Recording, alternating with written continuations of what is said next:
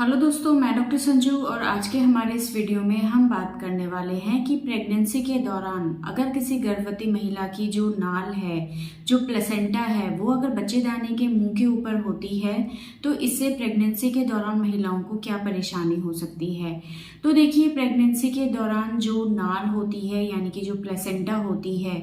वो बच्चे को माँ से न्यूट्रिशन प्रोवाइड करने का काम करती है। ये जो नाल होती है या ये जो प्लेसेंटा होता है, इसकी जो एक नॉर्मल पोजीशन होती है वो यूट्रस के अपर पार्ट में होनी चाहिए, यानी कि जो ये प्लेसेंटा है ये बच्चेदानी में ऊपर की तरफ होती है। लेकिन अगर ये किसी भी वजह से बच्चेदानी के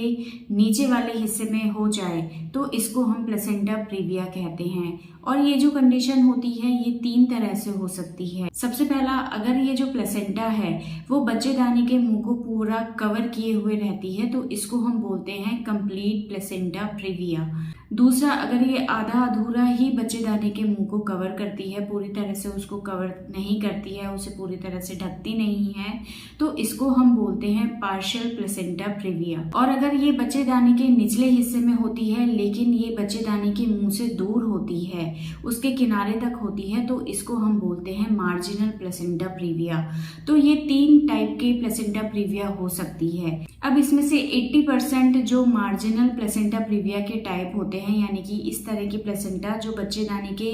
मुंह के आसपास तक होती है, उसके ऊपर नहीं होती है, ये जैसे जैसे टाइम बढ़ता जाता है प्रेगनेंसी का वैसे वैसे ऊपर की तरफ बच्चेदानी में खिसकती चली जाती है। लेकिन जो पार्शियल प्लेसेंटा प्रीविया है या जो कंप्लीट प्लेसेंटा प्रीविया है, इनके ऊपर की तरफ खिसकने के चांसेस कम रहते हैं और ये दोनों ही टाइप प्रेगनेंसी के लास्ट के महीनों में आपको परेशान कर सकती है।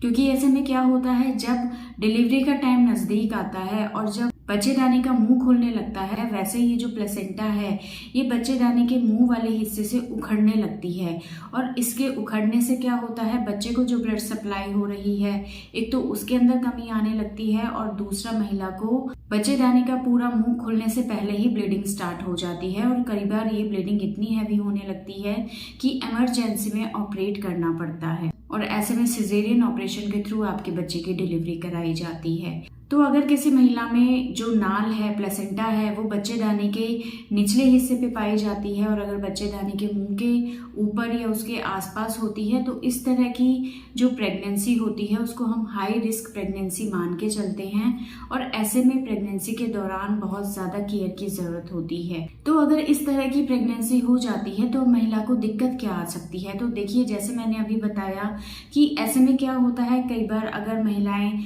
कोई भारी वजन उठा लेती हैं या ज़्यादा देर तक नीचे बैठ के काम कर लेती हैं तो बच्चेदानी के निचले हिस्से के ऊपर बहुत ज़्यादा प्रेशर पड़ता है, दबाव पड़ता है और उसकी वजह से महिला को बार बार स्पॉटिंग की परेशानी दिखाई देती है, यानी कि महिला को बीच बीच में दाग आना या पेट के निचले हिस्से में दर्द महसूस होना, इस तरह की परेशानी उसको बार बार होती है। तो अगर हम अल्ट्रासाउंड कराते हैं और हमें ये कंडीशन दिखाई देती है तो हम महिला को बेड रेस्ट की एडवाइस करते हैं अगर बहुत ज़्यादा क्रिटिकल कंडीशन है, या अगर बस हल्की सी स्पॉटिंग होती है तो उसको ये कहते हैं कि आप बहुत ज़्यादा सावधानी बरतें, ऐसे में कोई भी ऐसा काम आप ना करें जिससे आपके पेट के निचले हिस्से पे जोर पड़े और आपको दर्द या स्पॉटिंग की परेशानी आपको बार बार ना हो। क्योंकि ऐसे में क्या होता है कि अगर आपको 36वें हफ्ते से पहले अगर इस तरह की ब्लीडिंग शुरू हो जाती है और अगर ये ब्लीडिंग दवाई लेने या प्रॉपर रेस्ट करने के बाद भी आपकी कम नहीं होती है,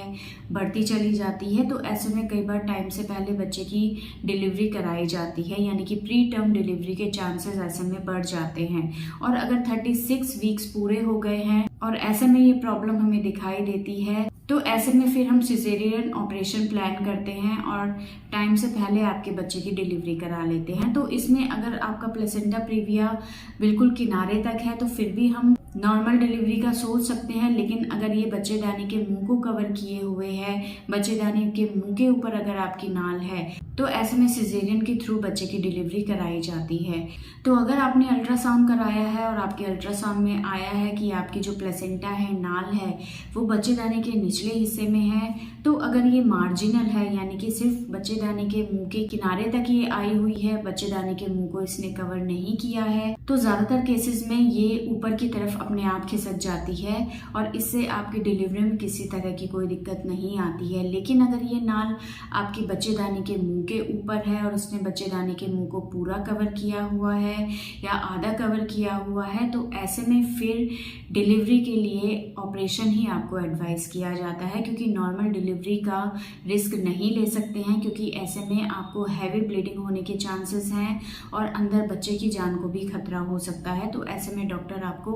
सिजेरियन ऑपरेशन की एडवाइस कर देते हैं। तो दोस्तों, ये था आज का हमारा वीडियो। अगर इस वीडियो से रिलेटेड आपके किसी तरह के कोई सवाल हैं जो आप हमसे पूछना चाहते हैं तो आप हमें कमेंट कर सकते हैं, और हमारे आने वाली वीडियोस को देखने के लिए हमारे इस चैनल को सब्सक्राइब ज़रूर करें।